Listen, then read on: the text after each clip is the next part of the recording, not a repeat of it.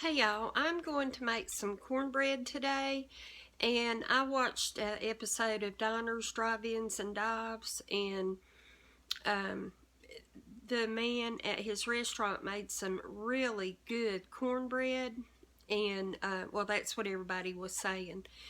And so I wanted to, the way I make mine is somewhat different, so I thought I would try the way he did it and see what I thought. So anyway, that's what we're going to do. So I have my cast iron pan here. I put a little bit of oil in it. I'm going to go ahead and stick it in the oven and let it be heating while I get everything prepared. And the oven is 375, and you'll cook it for 30 to 40 minutes. Just keep an eye on it and don't let it over brown or it'll get dry. So now you take a pot and you take a stick of butter and let that melt, and to that just add everything that I'm getting ready to put in here, and you just use one thing. You don't have to have numerous bowls or anything. So that's 1 cup of cornmeal and 1 cup of flour. I use self-rising cornmeal and self-rising flour. A little bit more.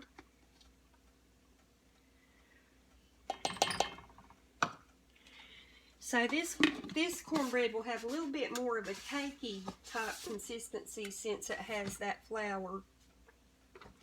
I'm going to put about half of a teaspoon of salt. So there's that. And I'm going to put half a teaspoon of baking soda. The salt and the baking soda will help it rise more. That looks good. I'm going to put, well, here is my butter wrapper. Just so you see, it was a whole stick of butter. I made, this is buttermilk I made out of regular milk and some vinegar. For 1 cup of milk, I put about 2 tablespoons of vinegar. So there is that. And I'm putting 2 eggs.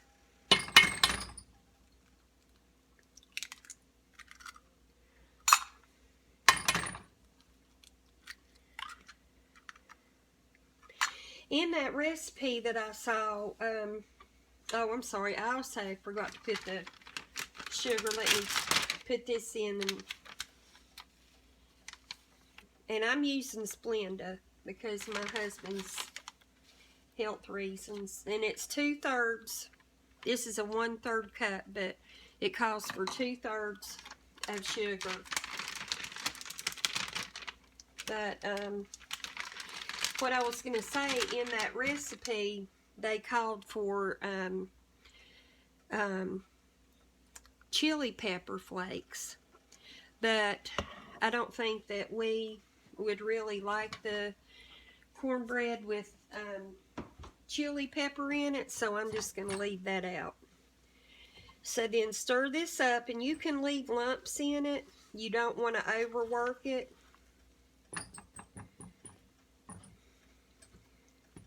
So I'm just stirring this up.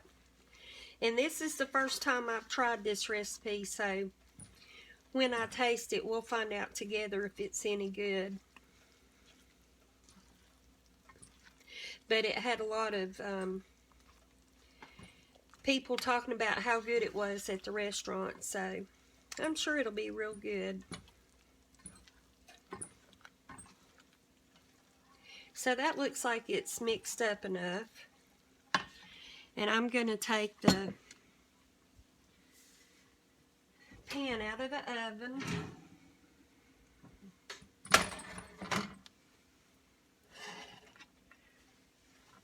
And I'll bring it over here where you can see.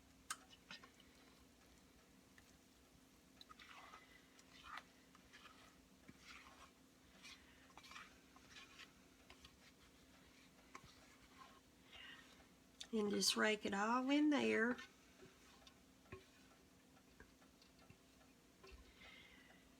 And you can, I don't know if you can see or not, but where the oil is in there, it's already started bubbling and making a little bit of a skin.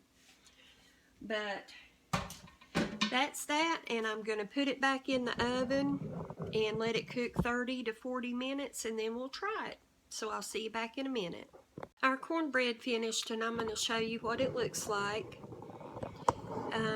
It came out golden brown. When I cut it, it was very, very tender.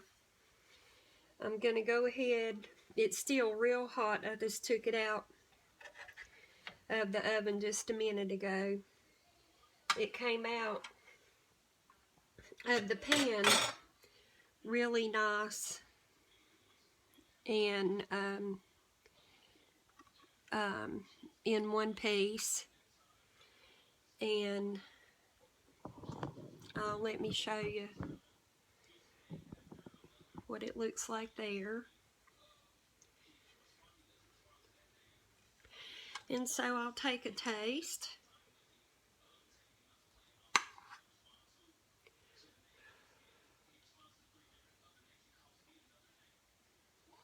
Oh, wow.